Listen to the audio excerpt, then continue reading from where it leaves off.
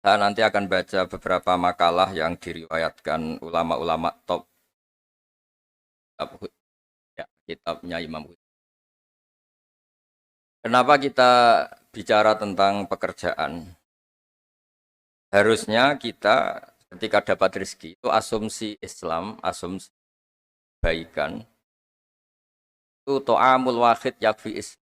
Jadi makanan jatah orang satu atau rezekinya orang satu itu normalnya bisa dimakan orang dua. Wa ta'amusnaini yakfi arba'atan. Normalnya rezekinya orang dua itu bisa dimanfaatkan, bisa mencukupi orang empat. Jadi kekacauan dunia ini dimulai karena jatahnya orang satu menghabiskan jatahnya orang seribu. Jadi gara-gara kerakusan itu terus sistem sosial itu menjadi kacau. Harusnya itu to'amul wahid yakfi to'amusnaini yakfi arba'atan. Jadi jatah rezekinya orang satu bisa menghidupi orang dua ke atas, jatahnya rezekinya orang dua bisa menghidupi orang empat ke atas. Kemudian ini saya baca saja supaya tambah berkah beberapa teks tentang pekerjaan. Ini di kitab Ihya di halaman 85 kalau kitab saya tentang keutamaan kerja. Ini dijelaskan inna minadz-dzunubi dzamban la yukaffiruhu illal hammu fi talabil ma'isyah. Jadi bagian diredaksikan minadz-dzunubi dzunubun la yukaffiruha illal hammu fi talabil ma'isyah. Jadi sebagian dosa itu ada dosa yang tidak bisa dihapuskan oleh istighfar, tidak bisa dihapuskan oleh sodakoh, tidak bisa dihapuskan oleh misalnya wiridan. Yang bisa menghapuskan dosa itu hanya kalau kita serius atau kepikiran, hamu itu kepikiran mencari maisha, dari rizki. Jadi sudut pandang itu penting. Jadi kita yang sedang istighosah atau kita yang sedang pengajian atau mungkin kita sedang jadi ustadz, melihat orang mencangkul, orang ke pabrik, orang di aktivitas pekerjaannya itu harus kita lihat bahwa mereka adalah orang-orang yang sejatinya sedang minta ampun sama Allah Subhanahu wa Ta'ala. Karena di sistem pekerjaan itu lahirlah satu variabel atau satu apa saja yang positif. Ada hukum sosial karena ketemu teman yang saling memberi pengalaman. Ada ketergantungan manusia sama hal-hal yang halal. Ini yang paling penting. Ya banyak orang itu diwat itu karena pekerjaannya. Misalnya orang bisa hidup itu sebetulnya karena makan nasi, minum air itu sesuatu yang halal. Jangan sampai orang bisa berpikir, bisa tenang kalau minum narkoba misalnya. Orang bisa kerja karena digerakkan punya anak kecil, punya ibu yang renta, atau punya keluarga yang membutuhkan. Jangan sampai orang kerja karena digerakkan oleh keinginan bernafsu, karena hal-hal yang maksiat. Hingga status orang yang dagang misalnya atas sirusoduk yuhsaru yaumal qiyamati ma'as-siddiqin wa syuhada. Orang yang dagang kemudian dia benar, dia jujur, itu nanti makomnya kelas dia itu bersama para orang-orang yang meninggal syahid, pahlawan-pahlawan. Ini penting saya utarakan supaya cara pandang kita terhadap beragama. Jangan sampai misalnya kita beragama terus kemudian melihat yang ibadah itu yang datang ke masjid. Ya kita jam kerja, kemudian ada pengajian, kita tidak pengajian itu dianggap salah karena nggak datang di masjid. Padahal kita datang ke pabrik atau ke pasar, nilainya sama, sama-sama ibadah. Ini penting supaya cara pandang kita terhadap orang lain itu positif. Saya berkali-kali bilang, kalau ada tetangga saya meninggal, saya muji orang ini kalau malam tidur. Kalau malam mungkin ya lihat sinetron. Kalau malam itu ya santai-santai di rumah sampai.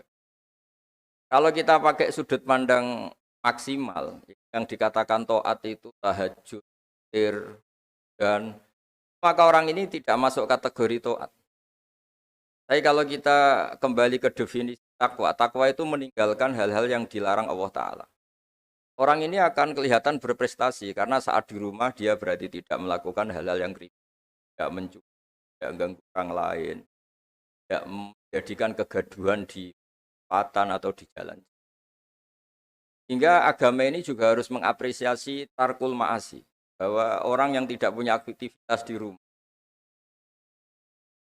Banyak yang dilakukan sebetulnya.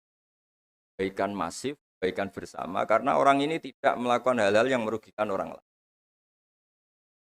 Ya saya berkali-kali bilang kalau saya jadi kiai, atau jadi orang baik. Kalau ada orang yang dermawan, ngasih sesuatu ke kita, ya kita senang karena kebaikan itu diapresiasi. Misalnya ada tadi cerita menakar dapat apresiasi, dapat penghargaan. Ya kita senang karena itu. Karena itu. Tapi andekan tidak itu juga senang. Senangnya karena mungkin orang lain ini sudah tidak butuh kita. Tidak butuh kita kok buat baik. Saya berkali-kali bilang, kalau Anda jadi kiai tidak usah tersinggung kalau tetangga tidak minta konsultasi. Artinya mereka sudah mandiri, bisa memutuskan masalahnya sendiri. Tapi kalau konsultasi, anggap mereka punya akhlak, tanya kiai. Kalau tidak, ya anggap saja mereka sudah mandiri.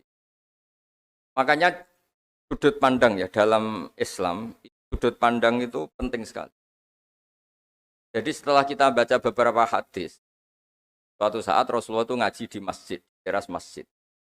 Dia ngaji, dan ada pemuda dengan cangkulnya, dengan enaknya ngelewati Rasulullah. Ya para sahabat tuh komplain, ini ada ngawur sekali, ada Rasulullah ngaji tapi tidak ikut ngaji, malah berlalu saja ke ladangnya. Tapi ketika dengan tanda kutip disalahkan, Rasulullah malah bela pemuda tadi. Pemuda kalau dia kerja karena mencarikan nafkah untuk keluarganya, yang kecil atau yang tua, dan supaya dia tidak minta-minta orang lain. Ya sunnahku. Jika bentuk sunnah Rasul itu tidak harus orang datang ke pengajian dan orang ikut fatwa kita mau itu. Nah, mungkin teman-teman yang sedang bekerja itu tidak lagi mendengarkan ngaji, sudah melakukan isi pengajian. Jadi yang lain baru mendengarkan, yang itu sudah melakukan isi pengajian. Makanya kalau di daerah saya banyak, kenapa kamu tidak datang ngaji? Saya lebih dari ngaji dari Pak Kiai. Kenapa? Pak Kiai kan yang menyarankan supaya kita baik sama orang tua. Saat Pak Kiai pengajian, saya ngurmat orang tua saya di rumah sakit. Tapi kadang-kadang kita pakai ukuran kita sendiri. Yang nggak datang pengajian itu orang jelek karena nggak mau datang. Padahal jangan-jangan yang sedang di rumah itu yang sedang melakukan isi pengajian itu. Ya dia tidak datang karena ngerawat orang tuanya, karena sedang asik dengan istri. Itu harus disebut bagian dari kebaikan. Nah, dalam kebaikan Islam, Nabi pernah ngendikan, "Wafi ahadikum sedekah." Kamu kumpul dengan istri kamu itu sampai sahabat protes, "Ya Rasulullah, masa ayat ti ahaduna syahwatahu wa walahu ajrun." Masa urusan seneng-seneng sama istri dia dapat pahala. Nabi menjawab, "Alaysa law wada'aha fi haramin akana aliwis." Kalau pelampiasan syahwat itu hal yang negatif atau yang haram, dia akan dosa. Ketika meletakkan yang benar, dia juga. Jadi pahala itu segampang itu. Orang asik dengan anaknya, dengan cucunya, bercengkrama di rumah. Ya pahalanya besar, karena saat itu berarti dia tinggalkan maksiat, dia tidak dengan. Nah pekerjaan juga gitu. Mungkin orang lain dapat uang karena transaksi narkoba. Mungkin orang lain dapat uang karena kejahatan. Orang lain dapat uang karena menipu. Orang-orang yang bekerja luar biasa ini dapat rezeki. Itu harus kita apresiasi. Ya makam orang-orang ini, makomnya itu nanti kalau meninggal ma'asyid wasyuhada. Orang-orang punya gelar asyid, gelar yang luar biasa dalam khazanah kewalian. Nah, orang-orang yang bekerja itu nanti makomnya seperti itu. Itu adalah inspirasi kita yang luar biasa. Hingga nanti kita tidak melihat orang lain itu, wah, wong kok kedoyan tok, orang orientasinya dunia tok, bekerja terus, ingin kaya raya itu. Ya wis kan. Kita tidak boleh berpikir. Karena apapun banyaknya harta di tangan orang-orang halal, tangan orang-orang baik, pasti efeknya juga bisa melahirkan pekerjaan, bisa melahirkan kemanfaatan. Ya Nabi kalau muji pedagang itu, dari 10 rizki itu 9 berkahnya ada di pedagang. Karena kalau pedagang itu kikir, sekikir-kikirnya pedagang, dia harus mengeluarkan uang, bayar supir, bayar satpam, bayar yang ngirim jasanya, dan sebagainya. Ya uang tetap berputar.